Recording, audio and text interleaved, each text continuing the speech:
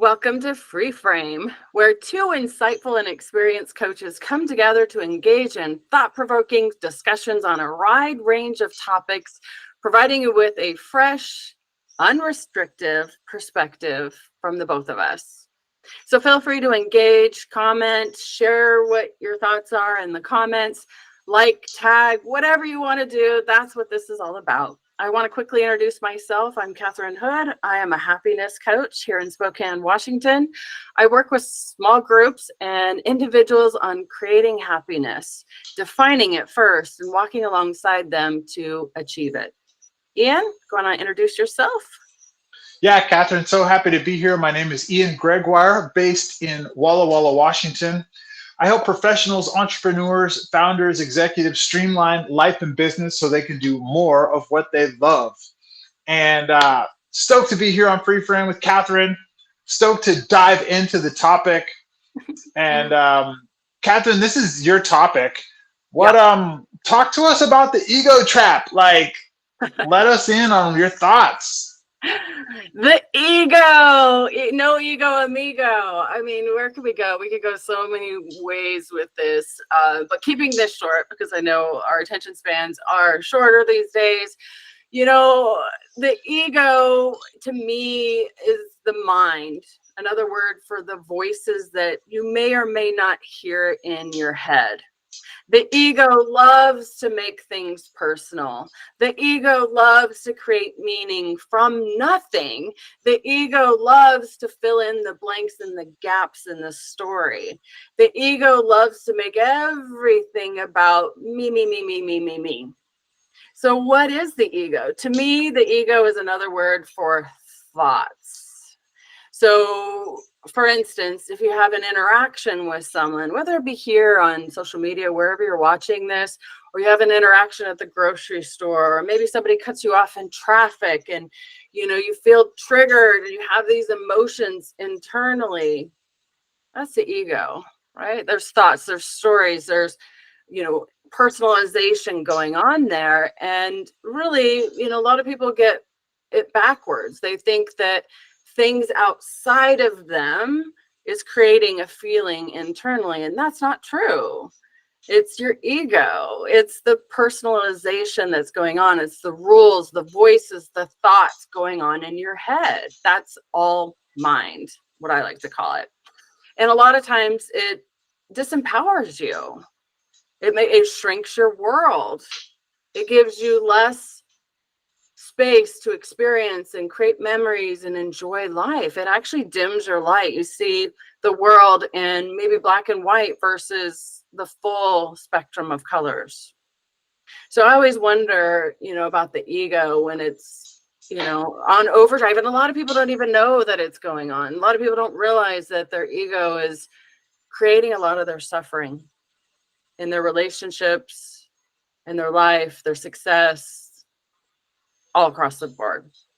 So I'd like to hear from you, Ian. What comes up for you and when you think of the ego trap? And it could be completely different. It may not even be along that same thread, and that's cool.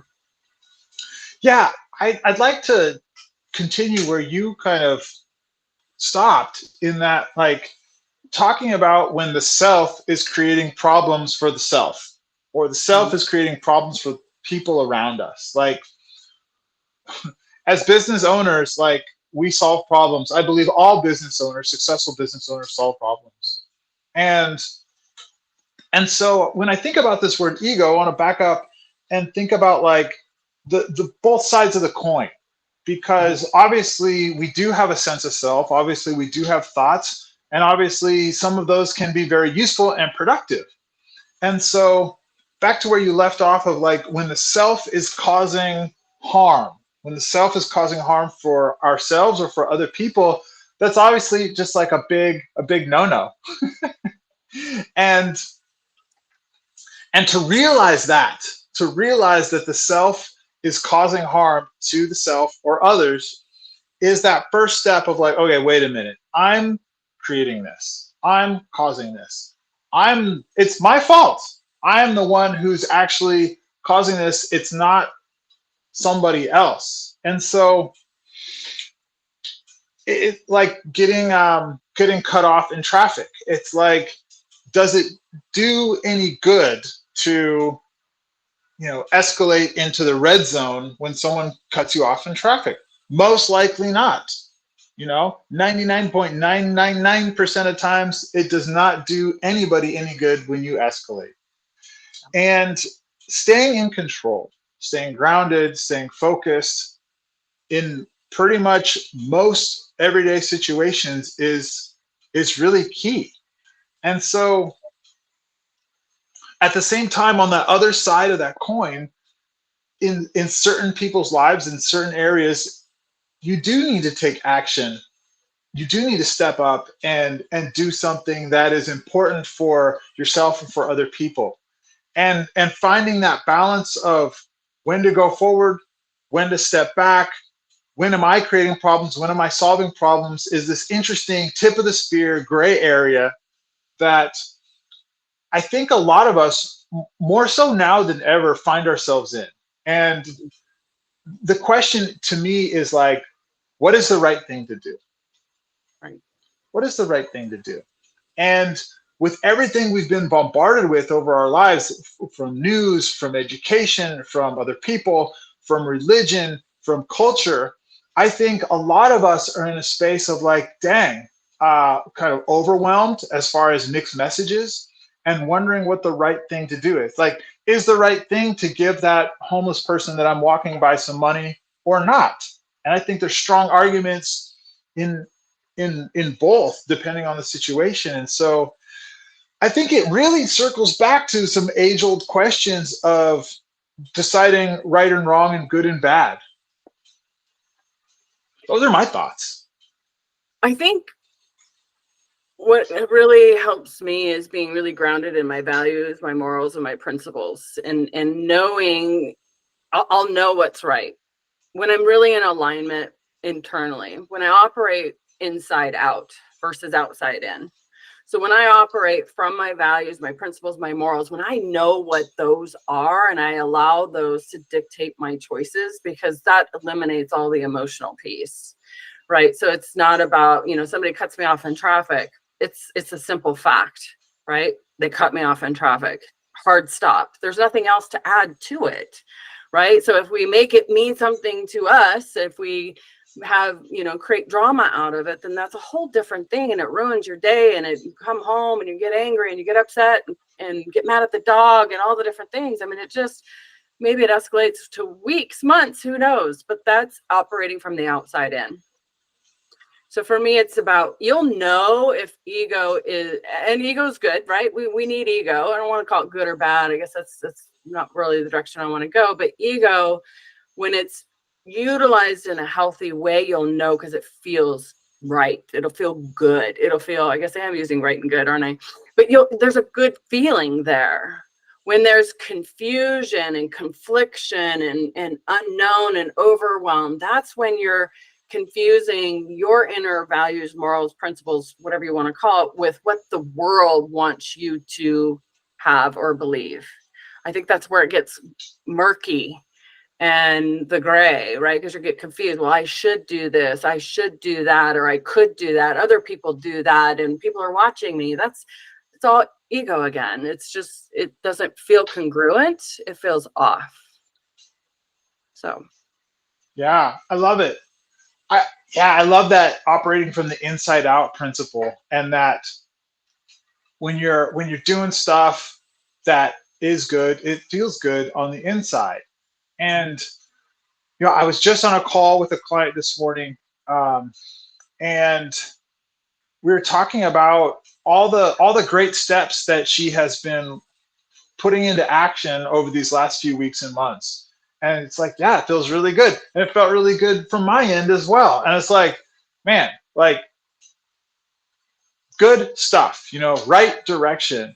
And it's just amazing. It's so powerful to walk along someone as they are, in this person's case, like really turning their life around and going through some very difficult internal ideas, past stories, thoughts, and confronting them and moving forward. And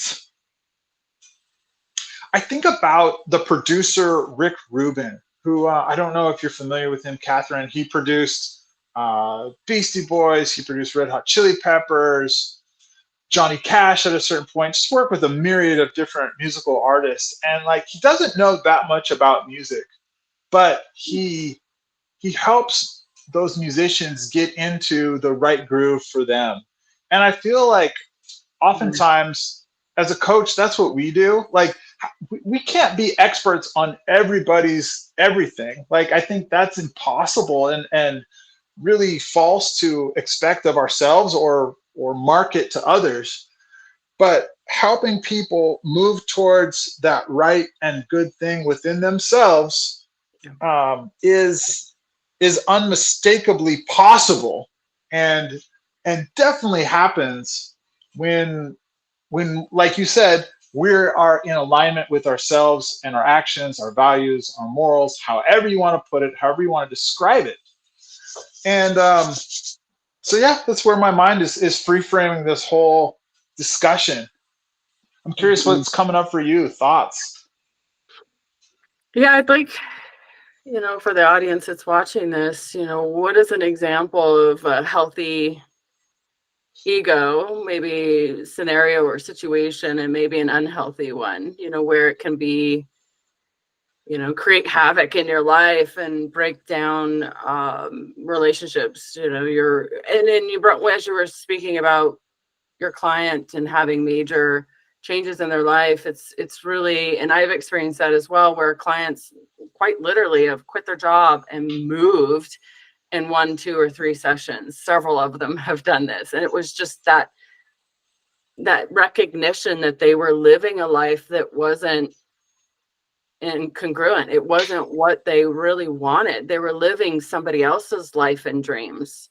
And so I can pick up on that right away when people are really lost and confused and really struggling with their life. It's because it's following somebody else's plan, right? And I think that that's what us coaches have such a skill and a talent to be able to hear how people speak about their life and be able to point out the spinach in their teeth, as I always say, that, this isn't in alignment with what you want. This, whose idea is this? Whose life are you living? And I see that in so many different scenarios and situations where, comparison or seeing things on social media or whatever that's driving this bus that my life needs to look a certain way.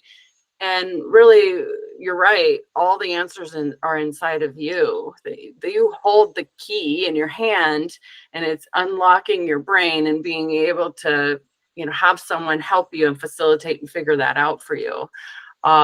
Ego, I think, is typically a lot of voices, people that we've come in contact with throughout our life, people that took care of us when we're young, to maybe mentors or sports coaches or people that or things that we listen to or movies that we watch or podcasts that we listen to. There's things that kind of murky up the waters and we kind of lose who we are.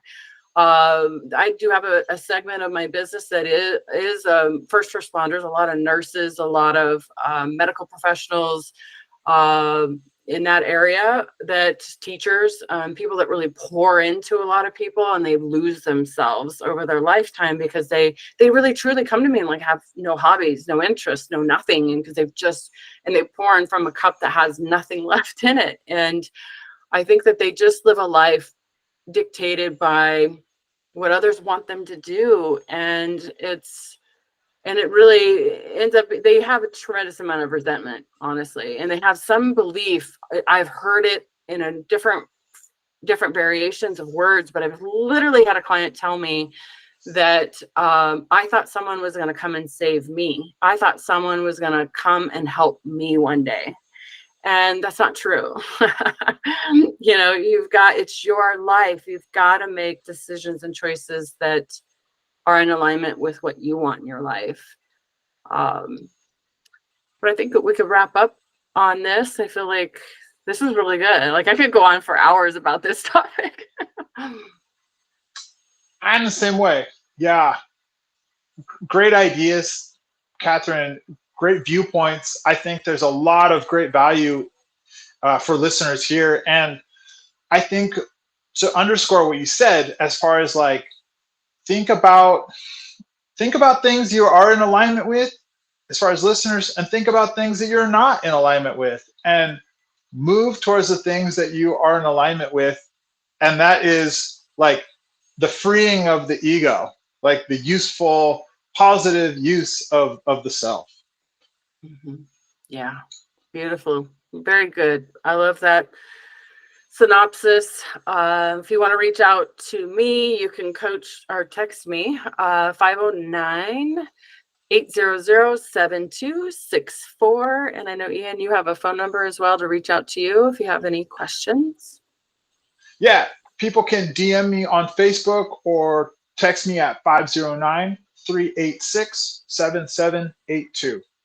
Right on. All right, we'll be back again next week. New topic. I look forward to seeing you guys. Bye. Bye-bye.